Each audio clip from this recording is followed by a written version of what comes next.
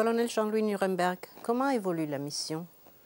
Actuellement, ESEC-RD Congo continue de conseiller les autorités congolaises au niveau stratégique, y compris dans les régions militaires par un détachement permanent à Goma.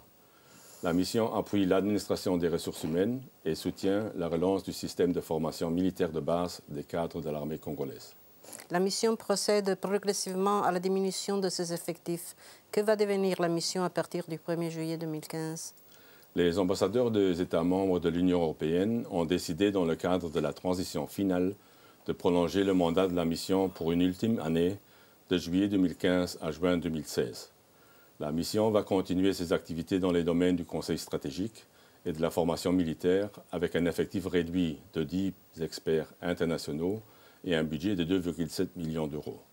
Le reste des activités de l'actuelle mission sera repris dès juin 2015 par un projet de la Commission européenne de soutien à la réforme de la défense, le projet Progress. Quels seront les domaines d'activité du projet Progress de la Commission européenne?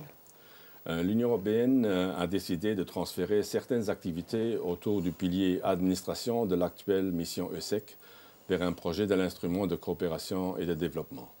Le 11e Fonds européen de développement FED doit couvrir les années 2015 à 2020, avec un budget global de 25 millions d'euros.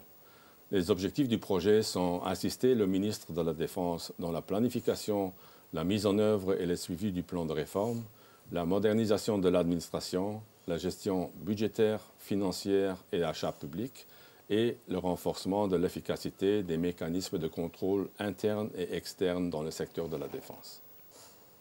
De juin 2005 à juin 2015, ESEC-RD Congo a totalisé 10 ans en République démocratique du Congo. Concrètement, quelles sont les réalisations de la mission? La mission ESEC-RD Congo témoigne de l'engagement continu de l'Union européenne en soutien de la réforme des forces armées congolaises. En étroite collaboration avec les autres acteurs de la communauté internationale, la mission conseille et apporte un soutien concret dans le domaine de la réforme du secteur de la sécurité en RDC.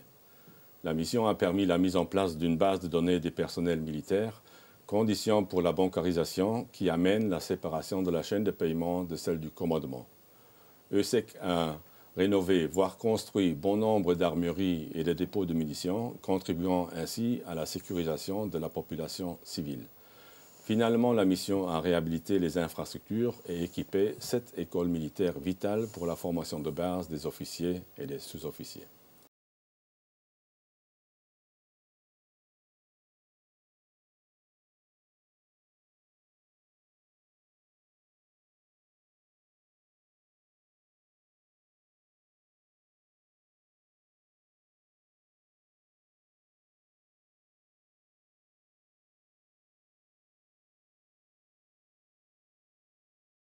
La réforme des forces armées est en route depuis quelques années. Quelle est la situation du chantier de la réforme aujourd'hui?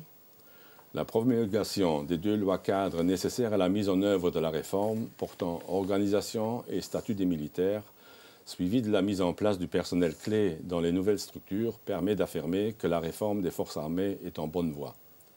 Les militaires sont régulièrement sensibilisés au respect des droits de l'homme, y inclut le respect des enfants et de la femme. La séparation de la chaîne de commandement de celle de paiement des salaires est en voie d'optimisation avec la constitution et la mise à jour régulière de la base de données, le recensement biométrique, la distribution des cartes d'identité militaires, le contrôle biométrique régulier dans les unités et la bancarisation. Les principales écoles militaires pour la formation des futurs cadres cheminent et le concours national des recrutements et organisations est organisé annuellement. D'après vous, quels sont les défis restants auxquels les forces armées de la République démocratique du Congo devront faire face? Maintenant, il reste à mettre en place du personnel qualifié au sein des différentes nouvelles structures, les états-majors, les corps, les grandes unités, et en particulier dans les écoles et les centres de formation. Le rajeunissement des forces armées devra se poursuivre par un recrutement permanent et une mise à la pension progressive combinée avec la réinsertion dans la vie civile. D'autres grandes entités comme le corps du génie militaire, le corps logistique, le corps de la santé militaire et la justice militaire devront rejoindre le train de la réforme déjà pris par d'autres. Finalement, le gouvernement devra mettre à la disposition des forces armées le budget nécessaire pour son bon fonctionnement, y compris celui pour la mise en œuvre de la réforme. Et dans ce cadre-là, l'actualisation du plan de réforme de l'armée de 2009 est une nécessité en vue de la promulgation d'une loi de programmation militaire dans les meilleurs délais. Colonel Nuremberg, vous êtes depuis presque 3 ans à la tête de la mission. Quel est votre bilan personnel?